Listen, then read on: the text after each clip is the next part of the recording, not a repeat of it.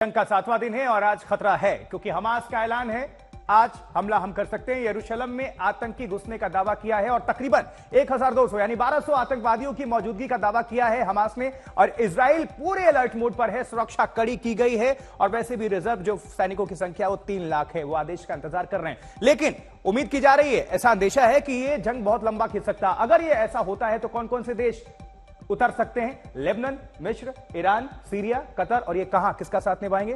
फालिस्तीन का, क्योंकि सारे ये मुस्लिम कंट्रीज हैं और मजहब के नाम पर ये एक साथ आ सकते हैं। अब बड़ी बात यह है कि हमास ने इजराइल की सुरक्षा को भेद कर दुनिया को हैरान किया। कौन सोच सकता है कि अपने दुश्मनों पर हर बार भारी पड़ने वाला इजराइल इस बार इतना बेबस हो जाएगा। हमले ने इजराइल के लोगों के भरोसे को भी कमजोर किया है और अब इजराइल के लोग खुद इस जंग में कूद पड़े हैं अपने मुल्क को बचाने के लिए, अपने मुल्क की सुरक्षा के लिए। इजराइल की इस खोई हुई शक्ति को लौटाने में एक 66 साल का पूर्व जनरल भी जुटा हुआ है जो हमास के आतंकवादियों से दो हाथ करने के चलते आज पूरे इजराइल में चर्चा का विषय बने हुए हैं। इजराइल ने अकेले 8 अरब देशों को धूल चटा दी थी। उसके सैनिक देश पर सबसे बड़े आतंकी हमले को क्यों नहीं रोक पाए?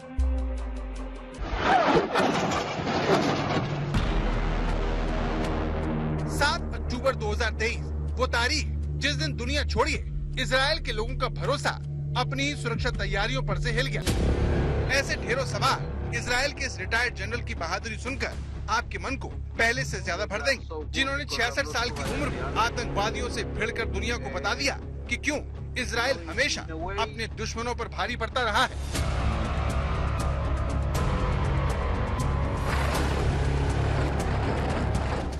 ये इजरायली सेना के रिटायर्ड जनरल जिव हैं, जिन्हें 7 अक्टूबर की सुबह हमले के फौरन बाद से फोन आने लगे।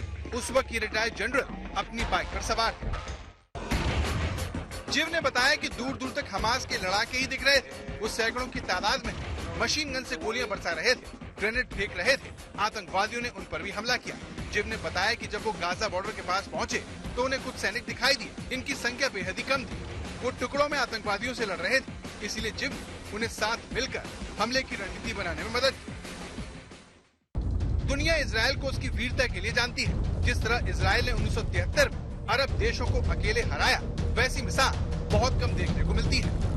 एक तरफ अकेला इजराइल था तो वहीं दूसरी तरफ मिस्र, Jordan, Iraq, Kuwait, Syria, Saudi Arabia, Sudan और अल्जीरिया थे। इसके बावजूद इजराइल ने अकेले 6 दिनों में 8 देशों को धूल चटा दी। इजराइल का ये सैनिक अब एक नए मिशन पर है। रिटायर्ड जनरल जेव अब लोगों की मदद के लिए पैसा इकट्ठा करने के साथ साथ सिविलियन डिफेंस फोर्स बनाने के लिए सरकार से बात कर रहे हैं ताकि इजराइल के लोग एक बार फिर अपनी ही सेना पर भरोसा कर सकें।